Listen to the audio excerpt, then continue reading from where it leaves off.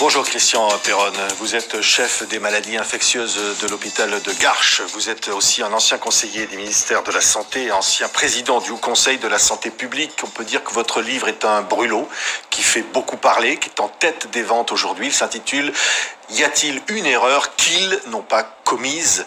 publié chez Albin Michel. C'est un livre qui provoque la fureur de nombreux professionnels de santé qui vous accusent pêle-mêle de complotisme, de mensonges. Surtout, vous reprochent d'avoir dit on aurait pu éviter la mort de plusieurs milliers de personnes en France dans cette crise de la Covid-19. Vous maintenez ces affirmations? Bien sûr, et moi je suis très serein parce que on m'a accusé de tas de choses horribles écrites dans ce livre et les gens n'avaient pas encore lu le livre parce que comme il avait du succès, il était en rupture de stock. Donc avant.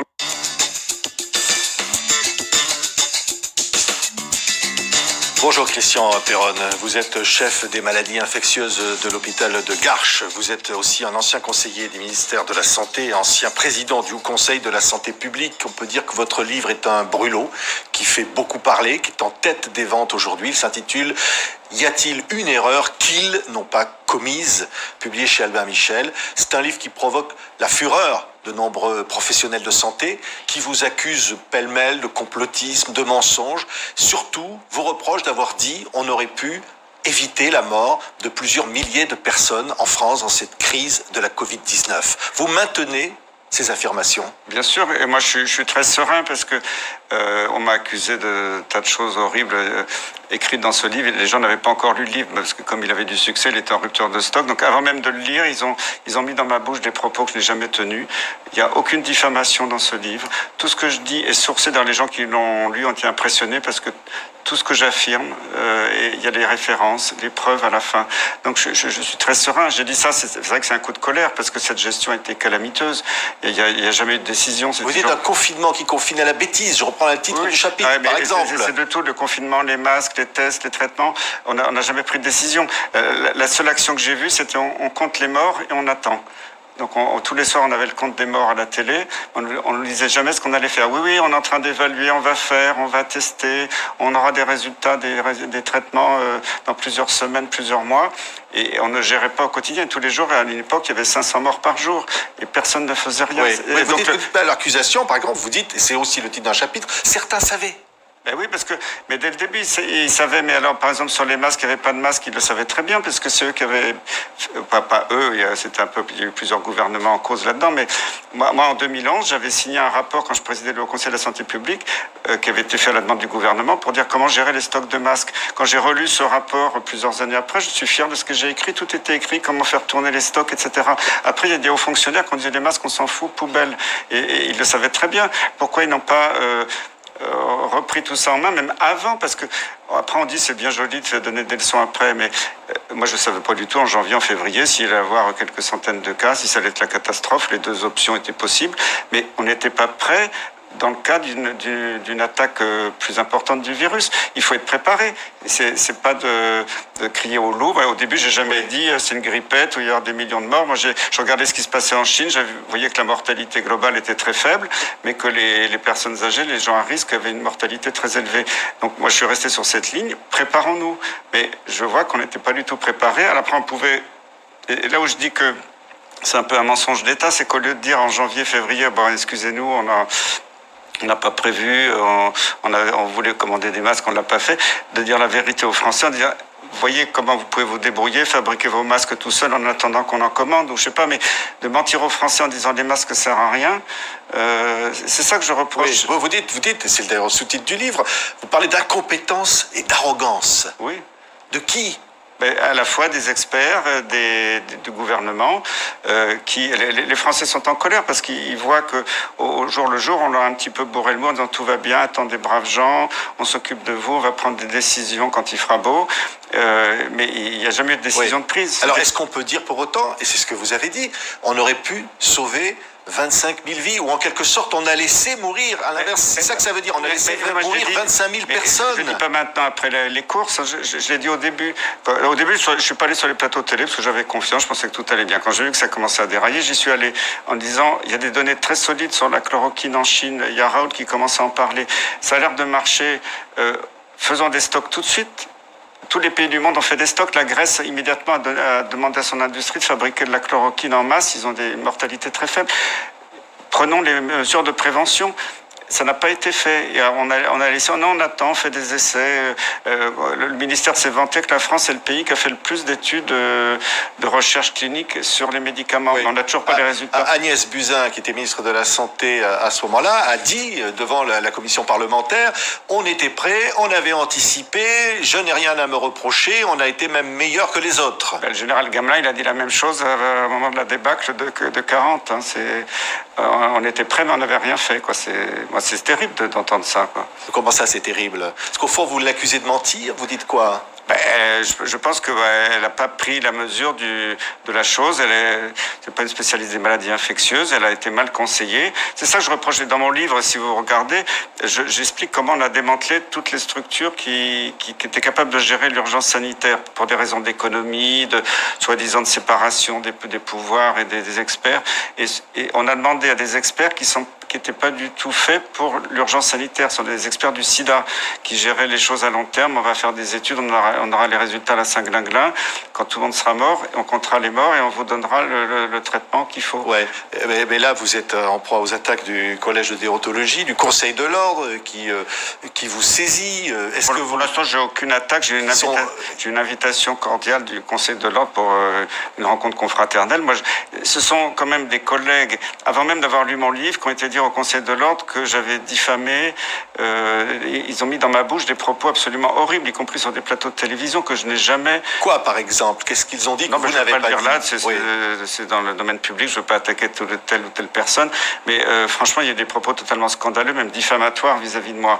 Et ça a été balancé comme ça au Conseil de l'ordre, à l'assistance publique. Donc vous demandez, vous, à être entendu par le Conseil de l'ordre? Bien sûr, de toute façon, je vais aller les voir. C'est très important que je puisse discuter avec eux, d'expliquer mon point de vue. Je n'ai diffamé personne. J'ai fait aucune atteinte au code de déontologie. Code de déontologie, c'est de diffamer quelqu'un dans sa pratique, d'avoir des pratiques.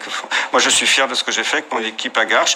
On a quand même en France, avec Marseille, c'est à l'hôpital de Garches, c'est là où il y a eu le moins de décès chez les patients hospitalisés. Je suis fier de ce résultat. Parce que vous leur avez donné de l'hydrochloroquine? Bien sûr, on l'a fait dans le cadre du décret, parce qu'on était un peu encadré, mais chez les gens qui étaient hospitalisés, qui étaient avec une pneumonie, qui avaient besoin d'un peu d'oxygène, on les a traités systématiquement par hydroxychloroquine, azithromycine. Et on a eu, le jour où on a commencé à faire ça, il n'y avait plus beaucoup moins de passages en réanimation et de décès. C'était spectaculaire. Même les aides-soignants, les infirmiers de mon service l'ont vu du jour au lendemain. Évidemment, mes collègues qui ont interdit partout dans certains services l'hydroxychloroquine m'en veulent parce que maintenant les résultats ils éclatent au grand jour. Mais vous en veulent aussi parce que vous avez dit qu'il y avait des conflits d'intérêts et que parce que vous avez dit qu'en fait ils étaient en gros achetés par des labos. C'est pas moi qui l'ai dit le premier. Il y a eu déjà des articles dans Mediapart, dans Marianne. Je suis pas le premier à avoir mis ça en avant, mais on a le droit, parce qu'Olivier Véran, ce qui m'a choqué le jour, il a dit oui, mais ces liens d'intérêt sont tout à fait légaux. Un lien d'intérêt légal, un médecin a le droit de travailler pour l'industrie, il le déclare, ok, bon. Mais à partir du moment où il est dans une commission nationale qui va décider de la santé publique, de la peau des Français, à toucher de l'argent, il doit, si normalement il a un comportement éthique, se retirer en disant bah, désolé, là j'ai touché de l'argent de ce laboratoire et sa molécule peut être discutée parmi les options de traitement.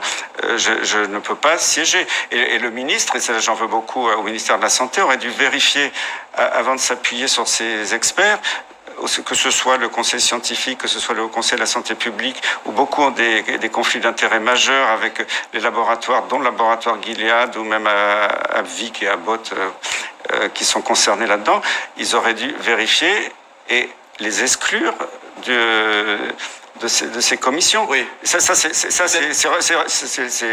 passible de la justice. Ce n'est pas normal. Les Français sont en colère parce qu'ils voient que l'industrie pharmaceutique a infiltré dans le monde de la santé. Quand on voit que le remdesivir...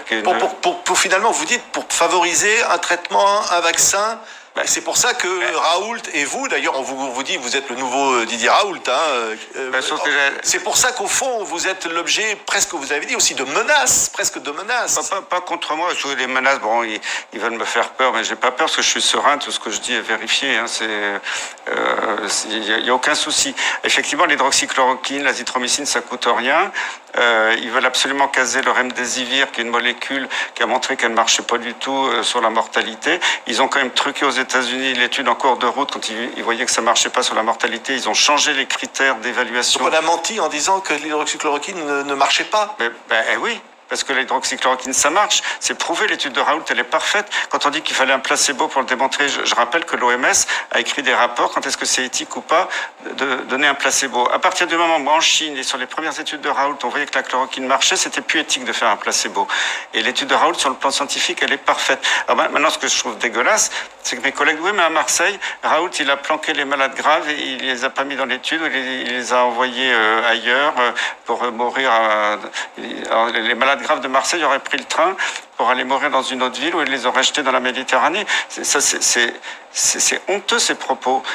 L'équipe de Didier Raoult n'est pas tout seul. C'est pas un cinglé dans son coin. Il a toute une équipe de professeurs. Aujourd'hui, vous vous entendez très bien. Ça n'a pas toujours été le cas. Non, on est en conflit, mais il a une personnalité qui n'est pas toujours facile. Mais bon, on se respecte mutuellement. C'est quand même quelqu'un qui a été un grand scientifique, que je respecte énormément. Et il faut arrêter de le faire passer pour un gourou parce qu'il a les cheveux longs et de la barbe. Hein. Oui, mais je vous posais une question simple. 29 843 morts, c'est le dernier bilan que nous avons. Vous dites, Christian Perron, on aurait pu éviter combien de morts dans ce nombre-là? Je pardonnez, j'en ai donné. Je compare, si vous regardez, par exemple, l'IHU de Marseille, chez les gens hospitalisés, c'est 3% de décès. En France, c'est 20% de décès. Si vous comparez le Portugal et l'Espagne, qui sont très proches, l'Espagne, on dit, n'a pas donné de consigne de traitement, n'a pas recommandé la chloroquine. Le Portugal, dès le début, ils ont dit aux médecins, tout le monde sous chloroquine dès qu'il y a un début de pneumonie. Ils ont une létalité qui est ridicule, quelques pourcents. Pareil au Maroc, pareil... Et ce qui est, je trouve très surprenant, c'est que les pays les plus riches, qui ont été le plus sous l'influence de l'industrie pharmaceutique, sont les pays où la mortalité est la plus élevée. C'est très choquant. Quand on dit que la France était la meilleure médecine du monde, la médecine française est tombée dans le caniveau. Heureusement que les médecins généralistes français, c'est eux qui ont tenu la barque. Avec tous les soignants, je leur rends hommage. Vous dites que la médecine française est tombée dans le caniveau. Oui. Je reprends votre expression. Oui, parce que regardez la létalité en France du Covid est la plus élevée du monde, 18,4% contre 5% aux États-Unis, moins de 5% au Brésil. Donc il y a beaucoup de désinformation là-dessus. La France a été extrêmement mauvaise et comme par hasard, c'est le seul pays au monde à avoir interdit l'hydroxychloroquine. Bon, maintenant je sais qu'aux États-Unis, Fauci a repris la main en interdisant aussi l'hydroxychloroquine aux États-Unis parce qu'il était furieux de voir que les traitements marchaient très bien aux États-Unis, que la létalité était faible aux États-Unis, parce que lui veut la promotion du remdesivir et du vaccin. Oui, vous dites aujourd'hui, on ne me fera pas plier au fond. Je disais, votre livre est en tête des ventes, ça énerve tout le monde. Ça énerve tout le monde, mais vous l'assumez?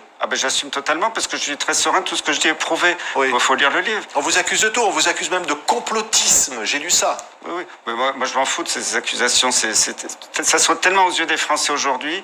Avant, les Français faisaient confiance dans leur médecine, Et je rends hommage à 99% des médecins sont remarquables en France. Mais il y a une petite élite qui travaille main dans la main avec l'industrie, qui sont des leaders d'opinion, qu'on manipule un peu tout le monde. Et c'est ça que je dénonce. Moi, je ne peux pas accepter qu'on joue avec la santé des Français. Les Français sont très en colère aujourd'hui. Ils veulent comprendre ce qui s'est passé. Oui. Et moi, je suis fier de ce que j'ai fait, donc je n'ai pas à rougir. J'irai répondre amicalement à mes amis du Conseil de l'Ordre des médecins et il n'y a aucun problème. Et vous ne craignez pas de sanctions? Comment on peut me sanctionner alors que j'ai guéri plus de gens que partout ailleurs en France? J'ai respecté le serment d'Hippocrate. Il y en a qui l'ont oublié, je pense, là-dedans. C'est le malade avant tout, plutôt que de se mettre de l'argent dans la poche. Donc là franchement, si on me reproche, j'ai attaqué aucun médecin, j'ai fait aucune diffamation.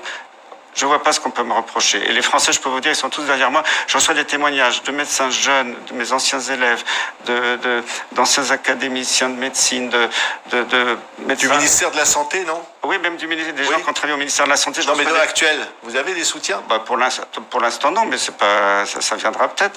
Mais vous ne pouvez pas imaginer tous les jours les centaines de mails de toute la société de médecins qui me disent bravo, on se reconnaît dans ce que vous dites, continuez votre combat pour la justice. Les Français demandent à y voir clair, ils n'en peuvent plus de ces magouilles, c'est tout. Oui, mais c'est en même temps très violent de dire à quelqu'un qui a perdu un proche, ce proche aurait pu être sauvé. Mais je l'ai dit avant. C'est violent, oui. C'est violent, mais je l'ai dit avant que ça se passe. On m'a pas écouté. C'est pour ça que j'ai écrit ce livre. Je suis allé dans les médias au début pendant quelques semaines. espérant faire changer un peu le gouvernement. Rien n'a changé. Bon, le président est allé à Marseille, mais moi j'espérais que ça allait changer quelque chose, il ne s'est rien passé. J'ai dit, bon, c'est plus la peine que j'aille dans les médias, c'est pour ça que j'ai pris un peu de recul pour écrire ce livre, pour exprimer ma colère, parce que cette colère, c'est pas ma colère à moi, c'est tous les Français qui sont en colère, qui découvrent ça aujourd'hui. C'est tout. Je suis très fier de ce que j'ai fait. J'assume totalement. Merci beaucoup, Christian Perronne. Parole est libre sur ce plateau, comme pour vous, comme pour tous les invités, bien sûr. Y a-t-il une erreur qu'ils n'ont pas commise, publiée chez Albin Michel? Je rappelle que vous êtes le chef des maladies infectieuses de l'hôpital de Garches. Merci d'avoir été notre invité.